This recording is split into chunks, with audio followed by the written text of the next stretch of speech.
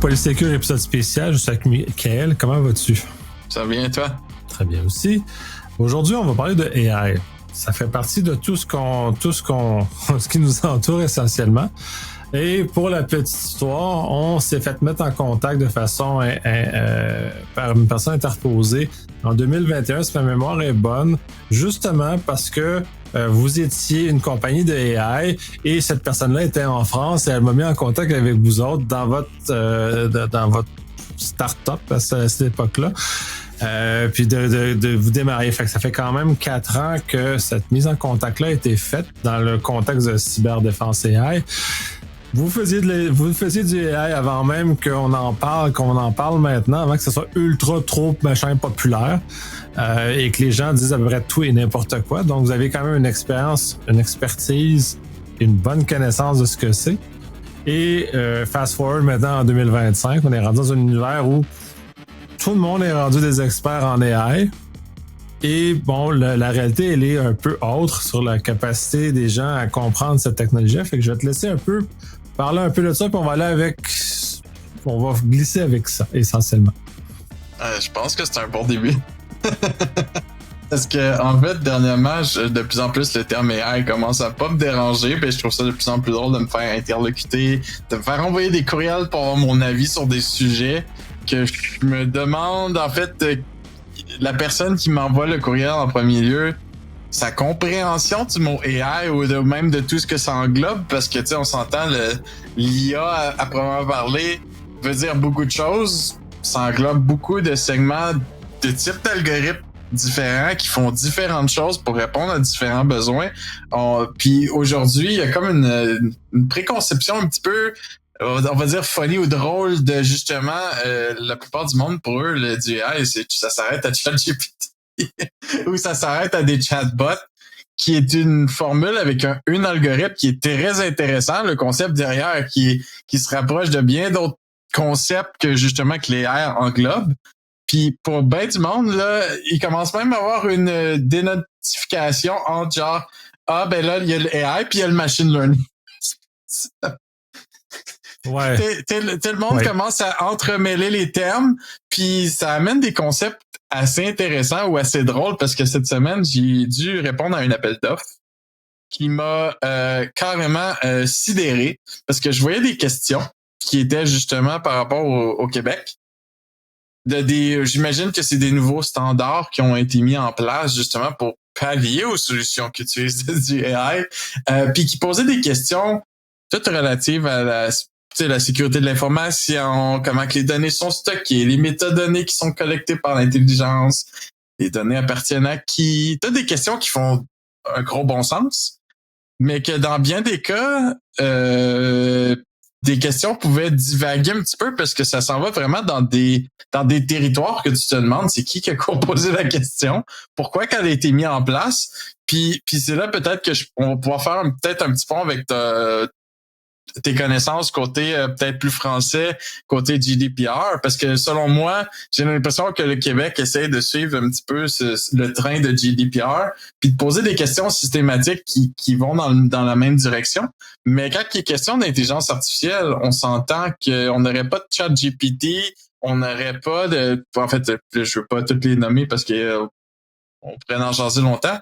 Je veux pas jaser de tous les chatbots qui existent que le monde considère comme des AI. Mais c'est comme un peu désolé, mais il n'existerait pas s'il y aurait pas la capacité d'aller sur Internet, domper des données pour gratuit puis s'entraîner avec. Là, on s'entend que OpenAI, tout ce qu'ils ont créé jusqu'à aujourd'hui, même chose avec Google, que j'ai oublié le nom de leur supposé... C'est Gemini maintenant. Gemini, bon. On s'entend que s'il n'y aurait pas accès à indexer le web puis à savoir où trouver l'information, puis on s'entend qu'avec Google, en fait, eux, je comprends même pas que c'est pas eux qui ont pas eu la première version de quelque chose de cool à présenter, parce qu'on s'entend qu'en ayant un search engine aussi gros qui a accès à toute l'information de la planète quasiment, parce qu'ils l'ont indexé d'une manière ou d'une autre, que ce soit de l'information qui est positive ou négative, on s'entend, fait déjà des années que Google ont des métadonnées sur les URL, c'est quel type de site que tu visites, pourquoi tu le visites. s'entend que c'est comme ça qu'ils font de l'argent aussi. C'est très drôle, puis c'est le fun que tu prennes ça, parce que il y a déjà la différence entre le Gen AI, comme on le vit là, le LLM, toute cette chose-là, puis le AI de sens original, machine learning, tout ça, c'est comme deux univers. Les gens ont comme pas fait le lien que le AI existe depuis longtemps, mais le Gen AI est récent, puis c'est, comme tu mentionnes, c'est OpenAI qui l'a rendu populaire à travers ChatGPT. Et tout le drôle là-dedans, c'est que le T dans ChatGPT, c'est Transform, et c'est Google qui a inventé le concept de Transform qui permet l'existence de cette conversation-là avec le AI, des grands modèles de langage qui permet ce genre de choses-là. Fait que tout ça est très drôle, mais en même temps, il faut regarder un peu comme, puis on le voit avec Apple à l'heure actuelle, Google n'était pas intéressé à faire un jouet à la ChatGPT.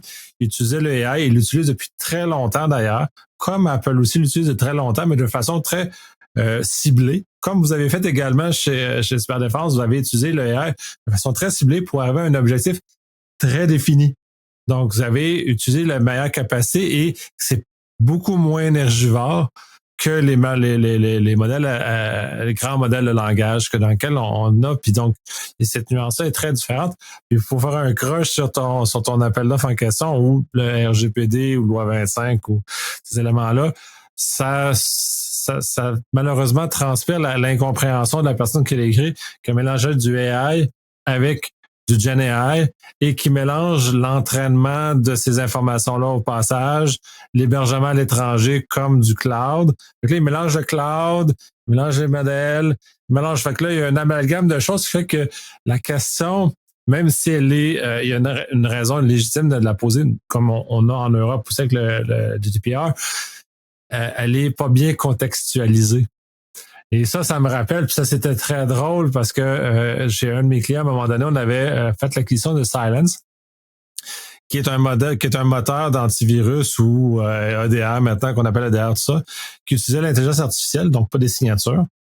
Et c'est une chose qui est développée en 2016, on est loin. Puis c'était un des meilleurs à l'époque, puis ça avait servi les besoins de la cause quand que ça avait été acquis par ce client-là. Mais quand on est arrivé dans les questions qui ont été commencées à te poser sur est-ce que vous utilisez du AI? Oui, mais il est comme bundlé dans un outil, puis on n'a aucun contrôle dessus.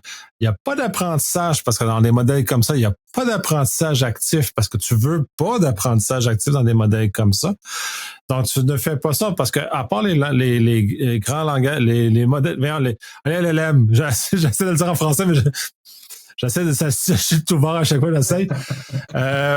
Les LLM, eux, vont avoir un appétit à réapprendre parce qu'ils ont besoin d'être réalimentés de façon constante pour raffiner le modèle.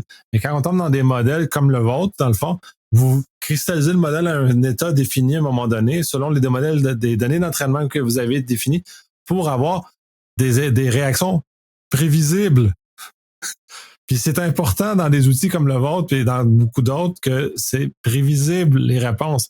Qu'il n'y a pas ce qu'on appelle les hallucinations dans les LLM, ben ça n'existe pas dans les modèles plus petits qui sont adaptés, conçus pour arriver à des situations comme ce que vous faites notamment, là, ce qui met un peu le weird dans l'appel d'offres que tu as eu à répondre. Là. Effectivement, puis c'est tous ces paramètres-là que quand on met le portrait ensemble, l'idée derrière est très bonne. C'est comme un petit peu comme je disais tantôt, pour aller rejoindre nos compatriotes qui ont inventé le GDPR.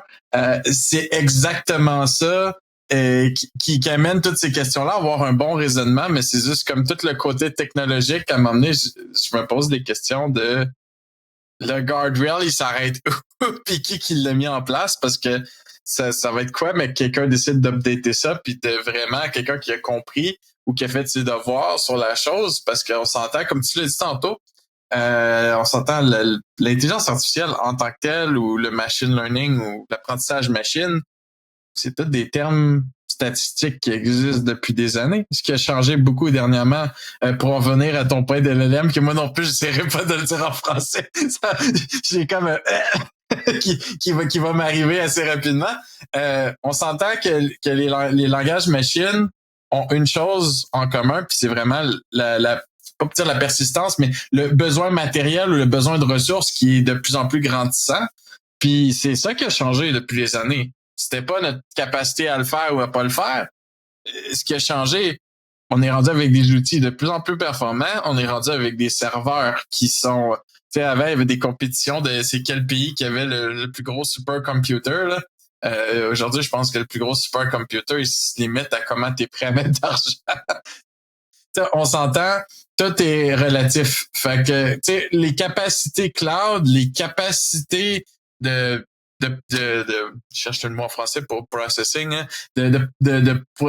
d'exécuter de la donnée puis de pouvoir faire le roulement est décuplé. Si on retourne il y a 10 ans, même il y a 5 ans, je me rappelle, même quand nous-mêmes on a commencé, nos capacités ou les capacités de ce qu'on pouvait avoir accès, exemple dans le cloud public, sont vraiment aucunement reliés à ce qui se fait aujourd'hui, à qu'est-ce qui est accessible. Juste les cartes vidéo pour l'entraînement et tout ça, on est ailleurs, là, tu sais, puis les prix chutent dans différentes verticales dépendamment de ce qu'on a besoin. Vu que justement la demande est de plus en plus présente, je pense qu'aujourd'hui, des outils qui se permettent de dire qu'ils l'utilisent pas d'une manière ou d'une autre ne font aucun sens. Là, on s'entend, c'est quasiment que ça fait partie de notre vie. C'est quasiment à se demander, même nos comptables, je pense, qui utilisent l'intelligence. Même Excel est rendu capable de faire certains tours de magie qui est pas très loin de ce qu'une application qui utilise machine learning serait capable de faire. Donc, ouais, puis tu sais, j'ai des exemples simples. Juste le fait que nos téléphones sont capables de prédire les mots qui s'en viennent, c'est du AI. C'est pas du Gen AI, c'est du AI qui est en arrière, sur lequel sont entraînés. Eux autres sont entraînés un peu plus de façon dynamique parce que ils apprennent la façon qu'on écrit, donc vont sortir des mots qui sont prévisibles par rapport à notre façon d'écrire. Et puis en plus, c'est drôle parce qu'au Québec, on écrit bilingue. Donc, la façon qu'on a d'écrire, puis là, on remonte longtemps. Là. Moi, j'ai un iPhone depuis longtemps. Et les premières fois, quand ces éléments-là sont arrivés, de voir comment l'autocorrect allait faire pour vivre avec un effet qu'on mélange du français et de l'anglais de façon aléatoire dans notre conversation. Et ça va assez bien. Il est capable de prédire les mots, de les corriger, tout. Puis à peu près 9 fois sur 10, des fois, là, 1 fois sur 10, il fait des affaires drôles, là, mais 9 fois sur 10, c'est correct. Il prévoit les bons mots, il corrige bien, et c'est ça, c'est du AI plus subtil, disons, puis qui, lui, effectivement, doit se retrouver partout. On en a partout. Les algorithmes de recommandation de Netflix, c'est ça. Les algorithmes de prédiction de Google dans la recherche, c'est ça. Ça fait longtemps que ces éléments-là sont là. Les éléments de correction d'image, ça fait longtemps que c'est là. Tous ces éléments-là n'avaient pas le charme et tout le marketing qu'on a avec le Gen AI qui est maintenant. Puis, somme toute, c'est pas si spectaculaire, à mon sens. Ça aide, mais c'est pas spectaculaire du Gen AI, là. C'est comme un outil généraliste. C'est comme si j'allais faire de la trail avec un char de ville. Fait que ça peut se faire, ça va faire des résultats, on va être capable de se déplacer. Ça se peut que tu restes pas dans la boîte, ça se peut que tu frappes ta panne à huile puis ton moteur il explose, mais tu peux bien t'en sortir puis tu peux ne pas avoir de problème. Mais c'est un peu ça, on a un outil généraliste qu'on essaie d'y faire à peu près tout et n'importe quoi, au lieu de se développer des algos AI adaptés, comme vous avez fait d'ailleurs, qui permet, puis là, tu me faisais en pré-show, tu me faisais une démonstration de votre dernière itération, qui est tout à fait fantastique, parce que là, effectivement, là, on voit, puis là, il y a de l'interaction avec ce type de AI-là, dans le sens où vous énoncez le degré de fiabilité de l'information, de confiance que le modèle a face à la décision qui a été prise, comment il l'a évalué. Donc, l'humain est capable de comprendre l'élément et prendre une décision éclairée et aller plus loin avec ce type de choses-là. Exact. Puis même, ça va encore plus loin, juste pour peut-être faire un autre petit pont vers le RGPD, pour le viens le dire en français cette fois-ci. Tout le côté protection de la vie privée, puis ce qu'on appelle, nous, dans nos termes, le privacy scoring, qui veut dire juste d'être capable de détecter, il y a des données qui transigent par nos pare-feux intelligents. On est rendu capable jusqu'à un certain degré de prédire que comme, on a vu des adresses courriels passer, on a vu des numéros de téléphone, on a vu certains patterns que l'intelligence, on a réussi à l'entraîner. Puis c'est encore une belle exemple de, comme tu l'expliquais tantôt, de comment que c'est important d'avoir des algorithmes sous-divisés pour chacune des tâches qu'on veut faire. On est rendu à un point qu'on est capable d'entraîner notre algorithme qu'on utilise pour filtrer du web, pour filtrer justement, hey, écoute, y a-tu quelqu'un qui est en train de genre d'uploader son passeport? Y a-tu quelqu'un qui est en train d'uploader sa carte de crédit? Y a-tu quelqu'un qui est en train de X, Y, Z, un petit peu comme un fil de courriel pourrait le faire? On est rendu là, justement, que comme, tu sais, une fois que tu as mis plusieurs capacités ensemble, un petit peu comme que pour le monde qui pense que ChatGPT c'est le dôme du AI, puis que là, après ça, tu tombes dans le MCP puis que c'est autre chose. L'idée reste la même. C'est que quand tu connectes les capacités ensemble, un petit peu comme tu le disais tantôt, prédictif sur un téléphone, une fois que tu as prédit ça, qu'est-ce qui empêche de pitcher ça justement à un autre algorithme qui va faire un autre traitement puis un autre traitement pour arriver avec quelque chose justement qui est super le fun à interagir avec, qui rend ça plus simple. Puis un des gros éléments pour nous, puis je pense qui est le gros défi aussi qui fait que le monde ne comprenne pas trop le côté, je pense, de l'intelligence artificielle en général, c'est la transparence. C'est d'être capable d'expliquer qu'est-ce qui s'est passé. Pourquoi que ces choix-là ont été faits, pourquoi, puis c'est surtout là-dessus qu'on met beaucoup d'efforts. Toute notre recherche, en fait, est basée sur comment je peux faire pour que je te dise, écoute, c'est pas magique mon outil, mais c'est pas loin parce qu'on s'entend avec l'intelligence, on peut faire des choses assez incroyables, puis je pense que même avec un exemple stupide à la ChatGPT, aujourd'hui, je pense que n'importe qui est capable d'être impressionné par les résultats. C'est cool d'être impressionné par les résultats, mais qu'est-ce qui te dit que le résultat que tu as reçu est valide ou qui est pas boiteux ou qui vient d'une source fiable? C'est quoi les mécanismes derrière ou c'est quoi les autres algorithmes qui vont aller valider l'information? Moi, c'est vraiment ce côté-là, en fait, qui commence à un petit peu m'énerver. Quand on me pose des questions un petit peu loufoques, c'est que la plupart du monde, on dirait qu'on a tendance à vouloir croire l'information directement.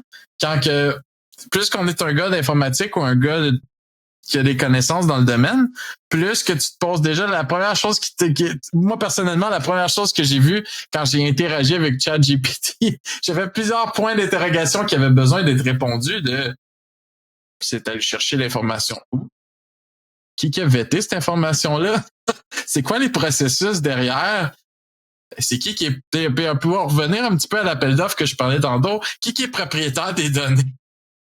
Où est-ce que c'est allé chercher tout ça? Parce qu'en fait, c'est ça qui est dangereux aujourd'hui. C'est de dire, ben écoute, il y a un algorithme qui a fait de la magie devant nous. Puis est-ce que j'y donne le green light? Puis je vais donner un autre exemple. Tantôt, je te faisais la démonstration de notre dernier segment, d'où est-ce qu'on en est rendu. Le monde sont souvent surpris quand ils regardent comment que notre interface est intuitif et tout ça. Puis si je leur expliquais à quel point qu'il y a de l'intelligence artificielle qui a généré tout ça pour accélérer le tout, puis qui a rendu le développement même encore plus facile, mais encore une fois, c'est la même chose dans le développement. C'est un outil fantastique. Mais là, dépendamment de qu'est-ce que tu demandes à l'intelligence artificielle ou au chatbot, en fait, qui va faire la job derrière avec d'autres algorithmes, et où la ligne tranchante pour dire, ben écoute, c'est pas un brouillon qui t'est sorti tout croche que, tu sais, le code qui est sorti de là ou l'interprétation qui est sortie de là, ben, ça appartenait-tu à quelqu'un? Ça vient d'où? Ou comme c'est, tu sais, en fait, est-ce que c'est utilisable des gens partants? Tu sais, quand on demande, exemple, à ChatGPT de corriger un texte ou de nous réduire un texte, c'est toutes des questions à se demander. Comme les données s'en vont où? Qu'est-ce qui se passe avec? Puis, est-ce que dans certains segments, est-ce qu'il faut se soucier, en fait, du résultat? Parce que comme j'ai vu des exemples, en fait, puis j'ai donné des recommandations à certaines personnes, justement, qui sont assez, on va dire, néophytes dans le monde de l'intelligence artificielle, puis qui ont décidé d'utiliser certains outils. Puis ils étaient comme, hey, check ça, j'ai fait une application.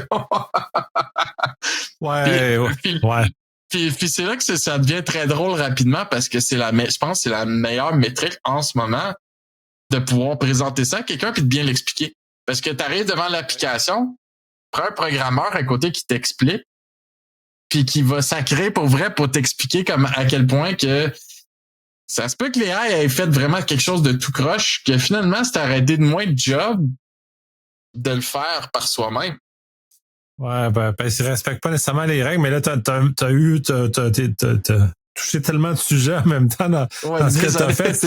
Mais c'est intéressant parce que, effectivement, comme tu mentionnais, comme les MCP, c'est comme un coprocesseur dans le bon vieux temps des coprocesseurs mathématiques, c'est un coprocesseur qui aide le AI ou le LM à aller plus loin. Ce qui est intéressant parce que puis j'ai commencé à jouer avec ça un peu parce que ça vient comme par le côté réalimenté, mais ça ne vient pas modifier le modèle lui-même, l'entraînement du modèle dans lequel il est fait. Où je trouve ça intéressant, puis que malheureusement, j'ai pas vu personne qui en ont vraiment parlé ou qui l'aborde comme tu l'as mentionné, puis c'est probablement la meilleure façon dans laquelle on va arriver. Et comment Google et Apple l'ont déjà déployé sur les téléphones, c'est déjà comme ça. C'est plein de petits agents spécialisés dans des tâches spécifiques qui sont orchestrés par un plus gros agent ou par un autre process qui vient au fait que le clavier soit amélioré parce que là, l'autocorrect avec du AI, avec la correction la prise de photos, c'est un autre exemple de AI, de modèle qui vient améliorer les photos naturellement. Tous ces éléments-là qui sont développés autant par Apple que par Google sur leur téléphone, ils sont des exemples de beaucoup de petits composants AI qui, ensemble, arrivent à un résultat intéressant et qui a beaucoup moins de probabilité, comme tu le mentionnais, d'errer complètement dans le néant. En même temps, là, tout le monde se concentre sur le LLM comme étant la grande solution où on va arriver là. Quand dans les faits, on a l'amalgame de plein de petites solutions, toutes mises ensemble, est beaucoup plus intéressante en termes de un swarm, là, une espèce de nuée de petits agents qui vont chacun faire quelque chose ou représenter un volet qui va arriver, puis il va y avoir des niveaux de confiance, puis toutes les informations comme ça. Et on le voit un peu dans les modèles plus récents. Là, tu parlais de où il cherche. Soit il cherche dans sa mémoire, ce qu'elle a donné d'entraînement, soit les nouveaux modèles, le Claude Gemini puis ChatGPT le font. Ils ont un module qui va sur le web. Dans le fond, il copie un peu ce que Perplexity a fait aussi. Qui a initié ce mouvement-là de recherche. Fait qu'un agent qui va chercher sur le web. Donc, ils ont déjà commencé à avoir des agents. Ils le nomment pas comme ça, mais des petits agents. Lui, il va chercher sur le web. Il descend l'information. Puis ensuite, le gros modèle le ramène puis le rend ça digeste dans comment on l'utilise. Puis pour terminer par rapport à ce que tu disais, pour le code, ça aussi, les modèles généralistes sont corrects. Pas génial. Fait que si tu mets ça dans les mains d'un vrai développeur, il va s'arracher les cheveux parce que le code n'est pas entretenable après. C'est juste inutilisable ce qui est là pour une solution d'entreprise qui a une durée de vie dans le temps, des choses comme ça, en tout cas du moins dans les derniers. Cependant, les grands modèles ont commencé à développer des modèles spécialisés qui sont faits pour ça, qui sont entraînés spécifiquement sur du code de qualité qui a été vetté avant, donc sont capables. Puis ça, l'exemple, parce que c'est ce que j'utilise, moi, c'est Cloud Code que j'utilise, et la qualité du code qui sort de là est assez exceptionnelle. Il invente pas des librairies, il invente rien. Contrairement à un ChatGPT, il va m'inventer des affaires qui n'existent pas, puis des choses qui sur des éléments comme ça, là. Ben, en fait, j'ai eu les deux expériences. J'ai fait les deux tests des deux côtés. Puis justement, je joue beaucoup avec Claude, puis avec V0, qui en est un autre qui a été tuné spécialement pour faire de l'interface. Puis justement, je trouve ça très intéressant parce que des fois, ils vont faire une partie de la job super clean, super intéressant, mais il faut apprendre à faire ce qu'on appelle du trimming, de venir découper tout le truc qu'on veut pas avoir autour. Parce que ça se peut qu'il y ait une partie du code qui soit impeccable, puis là, tu te rends compte que il te donne un lien pour télécharger ce qu'il a fait, puis ça fait aucun sens. Tu peux même pas le compiler, tu peux même pas faire quelque chose. Il a comme fait une portion du travail, puis d'une manière ou d'une autre, il a réussi à te l'afficher. Puis c'est ça que je trouve toujours un petit peu malaisant. C'est comme, mais comment il te l'affiche? Comment il est capable de montrer qu'est-ce qu'il a fait quand tu télécharges le fichier, puis tu devrais pouvoir reproduire, tu sais, la même chose finalement? C'est pas totalement égal, mais effectivement, en passant par des algorithmes qui ont du bon sens, qui sont vraiment entraînés pour faire ça, ça fait une grosse différence. J'étais pour reprendre ton point, puis je sens que le monde va avoir de la misère là-dessus, parce qu'on saute tellement de sujets, puis je suis coupable un petit peu. c'est que tantôt tu parlais d'un petit peu comment Apple, tu sais, comme cloqué vraiment tous ces petits agents à travailler ensemble. Je le vois pas très différent, puis je recommande vraiment de peut-être pas trop se fier à ce que je vais dire parce que je vais essayer de l'imager à très haute surface. Parce que j'ai quand même fait des études sur le deep learning, qui est le concept justement du réseau de neurones en intelligence artificielle. Puis quand on regarde un réseau de neurones, il y a plusieurs formats différents, il y a plusieurs schémas différents. Un petit peu comme quand on construit une infrastructure informatique, on a une architecture qu'on suit. Ben, dans un réseau de schémas, un réseau de neurones, c'est la même chose. Puis chacun des neurones fait un petit peu la même chose. Faut le prendre un petit peu comme tous des process qui ont un but de confirmer am I stupid? Est-ce que c'est vrai? Est-ce que c'est faux? Puis chaque neurone a une job à faire, peut a été entraîné justement à faire ça. Puis ce qu'il fait, c'est que au bout d'une chaîne de neurones, ben il y a une vérité qui va sortir. Puis c'est la vérité de tout ce beau monde-là qui ont fait leur travail ensemble, nous donne une statistique au bout qui est probablement ce qui est vrai ou faux. Donc, ça nous permet d'être plus efficace sur, justement, des algorithmes vraiment plus complexes, on s'entend. Mais c'est la même chose, justement, quand on reprend, justement, un chatbot qui parle avec un MCP. Ben, le MCP, la beauté, c'est qu'il a la chance d'être son propre algorithme, la chance d'être son propre agent, en fait, qui peut avoir l'algorithme qu'on veut, qui peut être super spécialisé. Puis moi, je le vois un petit peu comme ça, tu sais, que c'est la beauté d'où est-ce qu'on s'en va. Plus qu'il va en avoir, plus que ça va devenir, si on peut dire, plug and play en anglais, prêt à mâcher, qui reste juste à les brancher ensemble. Je crois que ça va être assez incroyable ce qui va être possible de faire pour quelqu'un qui comprend vraiment finalement, c'est quoi la résonance derrière tout ça, qu'est-ce qui est possible d'en faire?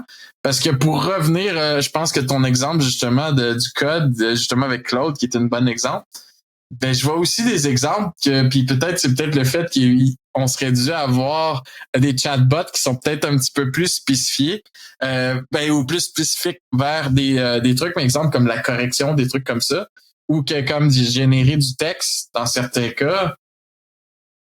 Ça fait plusieurs fois que je reçois soit des courriels ou que je reçois des trucs, justement, qui ont probablement été retunés par Gemini ou par des algorithmes que ça arrive. Et ça, quand ça veut dire que la personne n'a pas fait l'effort minimal de retoucher le texte pour enlever les artefacts qui sont typiquement AI.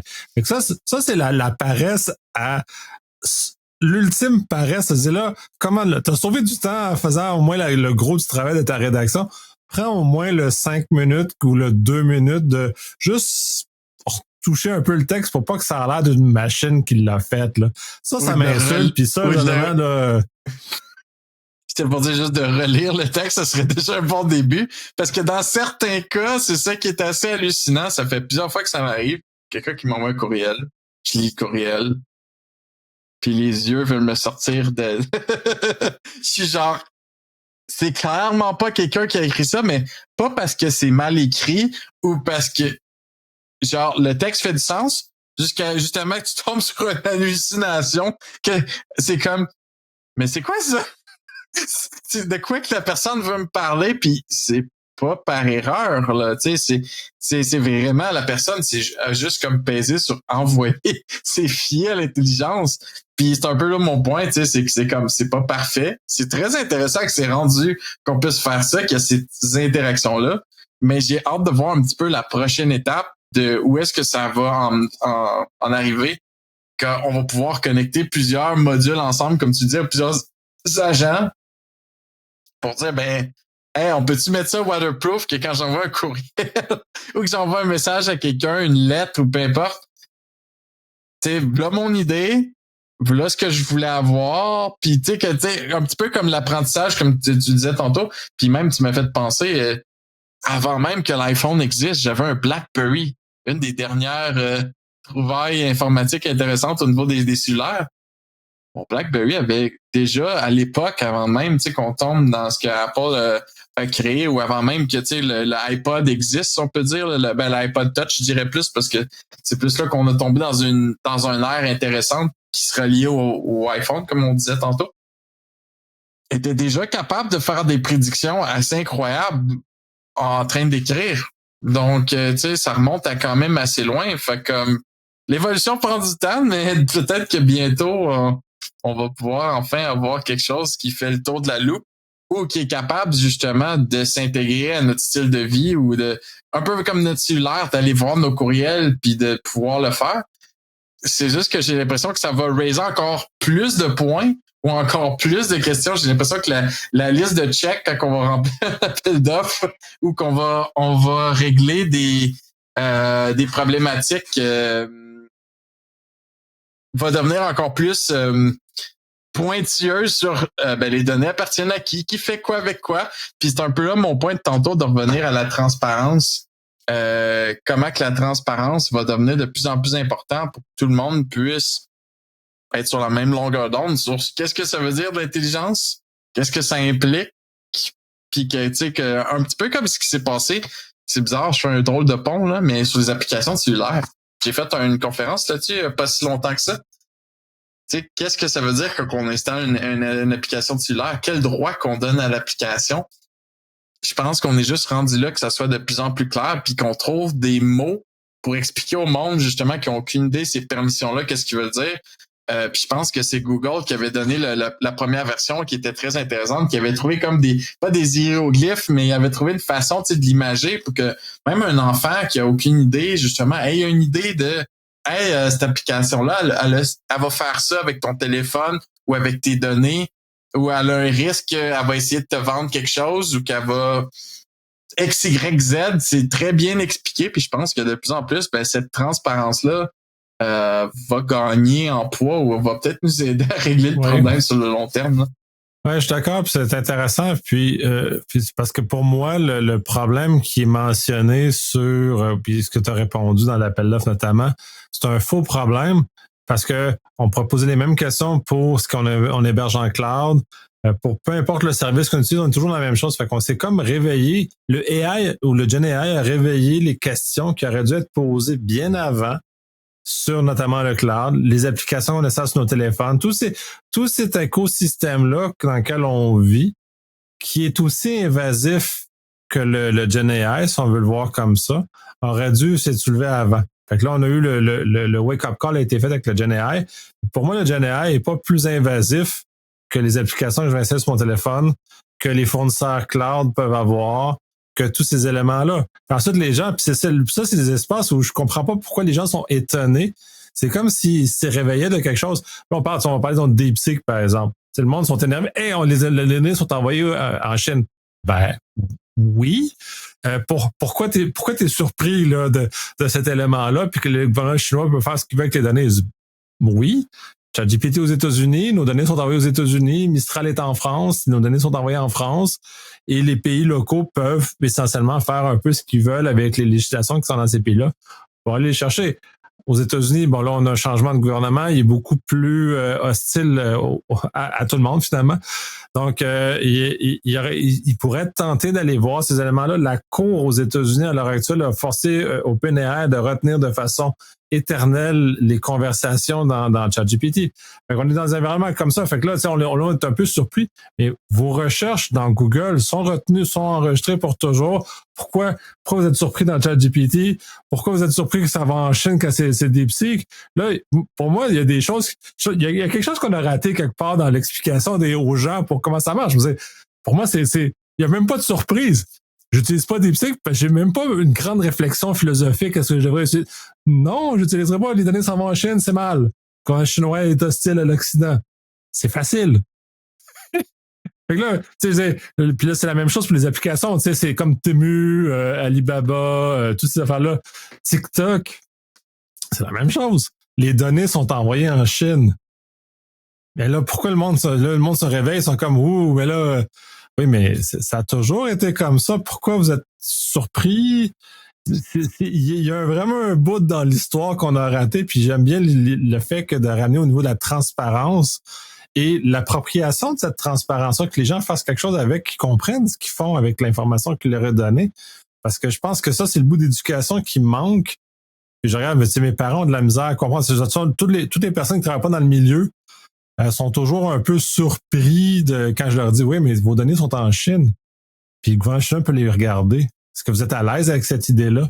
Là, les gens, ouais, non, pas tant. Ben, c'est ça. TikTok, c'est ça. Puis il a été mis à l'amende dernièrement en Allemagne, je crois. Justement parce que les enquêtes ont démontré que, selon le RGPD, les données sont envoyées en Chine. Ce qui n'est, selon le RGPD, n'est pas autorisé. Donc, tu sais, c'est des éléments comme ça, puis les gens sont comme un peu étonnés, surpris, mais oui, mais c'est pas parce que tu étais cajolé par quelque chose qui est à la mode que, tu sais, on s'en vient comme maman disait ou mes parents disaient, c'est pas parce que tout le monde saute en bas du pont que tu devrais sauter en bas du pont aussi, là. C'est un peu, là. C'est pas mal la réalité. Puis en fait, tu m'as même amené sur un point encore plus drôle puis qui relate à ce que nous on fait, tu sais. C'est comme nous, notre grosse, on peut dire, c'est une grosse partie de nos algorithmes sont basés sur l'analyse du trafic, l'analyse des logs ou l'analyse, bref, comportementale qui découle de tout ça. Enlève-moi les données d'un matin, puis là, on parle pas du concept des envoyés en Chine. On s'entend, nous, on les stocke au Canada. On applique vraiment ce qui s'appliquerait justement avec le RGPD. L'idée, c'est que les données restent ici.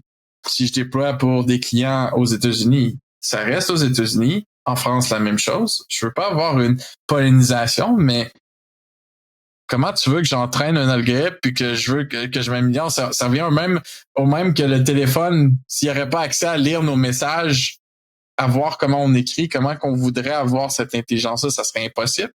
Tu sais, puis c'est vraiment tout ce concept-là qui rend ça plus compliqué, en fait.